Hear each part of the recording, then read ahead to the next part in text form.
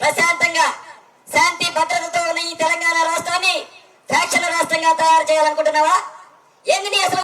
నేపాల్ రాజు వాళ్ళ పిల్లగాడు కుటుంబంలో పదవులు ఇస్తలేరని రాత్రి డిన్నర్ కు పిలిచి ఏకపాటి 7 పెట్టి ఇంట్లున్న వాళ్ళందరినీ ఏకపాటి 7 పెట్టి కాల్ చేసిందంట. పేడమూతి బోడి లింగానివి నువ్వు ఆడావో మాడావో మాకు తెలియదు.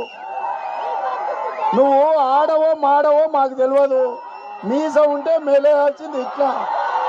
రా బిడ్డ రా, నేను చెప్తున్నా. లాగులలో తొండలిచి కొట్టురు కొడుకులను ఒక్కనొక్కని టీఆర్ఎస్ వాళ్ళని. ఏం చేయాలనుకుంటున్నావు? ఈ రాష్ట్రాన్ని ప్రశాంతంగా శాంతి భద్రతలతో ఉన్న ఈ తెలంగాణ రాష్ట్రాన్ని ఫ్యాక్షన్ రాష్ట్రంగా తయారు చేయాలనుకుంటున్నావా? ఏంది నీ అసలు ఉద్దేశం?